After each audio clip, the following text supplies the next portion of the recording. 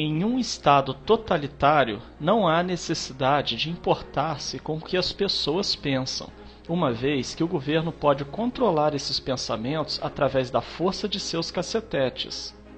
Mas em um estado democrático, onde não se pode controlar as pessoas pela força, há que se controlar o que as pessoas pensam, e para isso, utiliza-se de técnicas de manipulação de massa.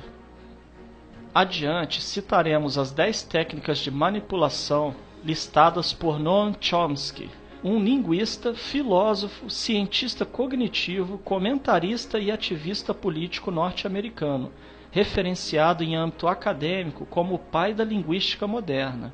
Também é uma das mais renomadas figuras no campo da filosofia analítica. Número 1. A estratégia da distração. O elemento primordial do controle social é a estratégia da distração, que consiste em desviar a atenção do público dos problemas importantes e das mudanças decididas pelas elites políticas e econômicas, mediante a técnica do dilúvio ou inundação de contínuas distrações e de informações insignificantes.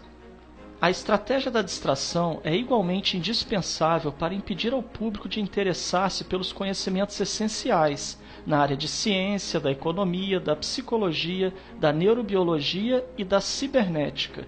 Consiste em manter a atenção do público distraída, longe dos verdadeiros problemas sociais, cativada por temas sem importância real.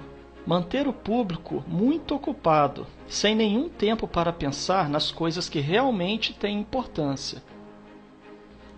Estratégia de número 2. Criar problemas, depois oferecer soluções. Este método também é chamado de problema-reação-solução. Cria-se um problema, uma situação prevista para causar certa reação no público, a fim de que este seja o mandante das medidas que se deseja fazer aceitar. Por exemplo, deixar que se desenvolva ou se intensifique a violência urbana, ou organizar atentados sangrentos, a fim de que o público seja o mandante de leis de segurança e políticas em prejuízo da liberdade. Ou também, criar uma crise econômica para fazer aceitar como um mal necessário o retrocesso dos direitos sociais e o desmantelamento dos serviços públicos. Número 3. A estratégia da gradação. Para fazer com que se aceite uma medida inaceitável, basta aplicá-la gradativamente, a conta-gotas, por anos consecutivos. É dessa maneira que condições socioeconômicas radicalmente novas, como o neoliberalismo, foram impostas durante as décadas de 80 e 90. Estado mínimo, privatizações, precariedade, flexibilidade, desemprego em massa, salários que já não asseguram uma vida decente, tantas mudanças que haveriam provocado uma revolução se tivessem sido aplicadas de uma só vez. Número 4. A estratégia do deferido. Outra maneira de se fazer aceitar uma decisão impopular é de apresentá-la como sendo dolorosa e necessária, obtendo a aceitação pública no momento para uma aplicação futura. É mais fácil aceitar um sacrifício futuro do que um sacrifício imediato. Primeiro, porque o esforço não é empregado imediatamente. Em seguida, porque o público, a massa, tem sempre a tendência a esperar ingenuamente que tudo irá melhorar amanhã e que o sacrifício exigido poderá ser evitado. Isto dá mais tempo ao público para acostumar-se com a ideia de mudança e de aceitá-la com resignação quando é chegado o momento. Estratégia número 5. Dirigir-se ao público como crianças de baixa idade. A maioria da publicidade dirigida ao grande público utiliza discurso, argumentos, personagens e entonações particularmente infantis, muitas vezes próximos à debilidade, como se o espectador fosse um menino de baixa idade ou um deficiente mental. Quanto mais se deseja enganar ao espectador, mais se tende a adotar um tom infantilizante. Por quê? Se você se dirige a uma pessoa como se ela tivesse a idade de 12 anos ou menos, então, em razão da sugestionabilidade, ela tenderá com certa probabilidade a uma resposta ou reação também desprovida de um sentido crítico, como a de uma pessoa de 12 anos ou menos de idade. Estratégia número 6. Utilizar o aspecto emocional muito mais do que a reflexão. Fazer uso do aspecto emocional é uma técnica clássica para causar um curto-circuito na análise racional e, por fim, ao sentido crítico dos indivíduos. Além do mais, a utilização do registro emocional permite abrir a porta de acesso ao inconsciente para implantar ou enxertar ideias, desejos, medos e temores, compulsões ou induzir comportamentos. Estratégia de número 7. Manter o público na ignorância e na mediocridade.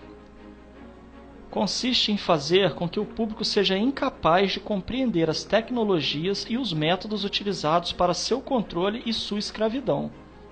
A qualidade da educação dada às classes sociais inferiores deve ser a mais pobre e medíocre possível, de forma que a distância da ignorância que paira entre as classes sociais inferiores e as classes sociais superiores seja e permaneça impossível para o alcance das classes inferiores.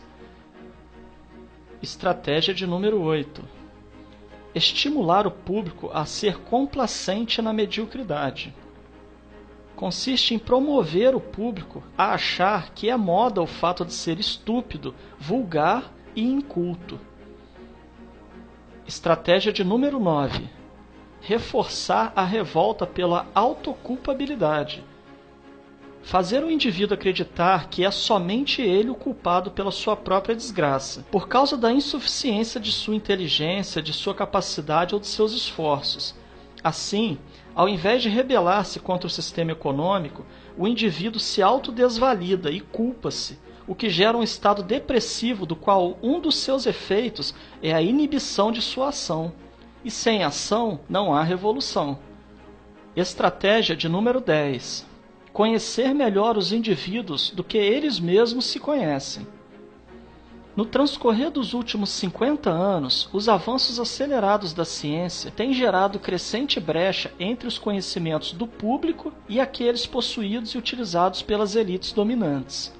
Graças à biologia, à neurobiologia e à psicologia aplicada, o sistema tem desfrutado de um conhecimento avançado do ser humano, tanto de forma física como psicologicamente. O sistema tem conseguido conhecer melhor o indivíduo comum do que ele mesmo conhece a si próprio. Isto significa que, na maioria dos casos, o sistema exerce um controle maior e um grande poder sobre os indivíduos do que os indivíduos a si mesmos. Observando essas 10 estratégias citadas por Noam Chomsky, certamente poderemos fazer relações com o que vivemos atualmente, principalmente no campo político. Portanto, é dever de cada um analisar cada fato e notícia a partir de seu próprio ponto de vista, reunindo a maior quantidade de informações possível. Somente assim conseguiremos anular os efeitos manipuladores que estão embutidos nas propagandas, notícias e acontecimentos.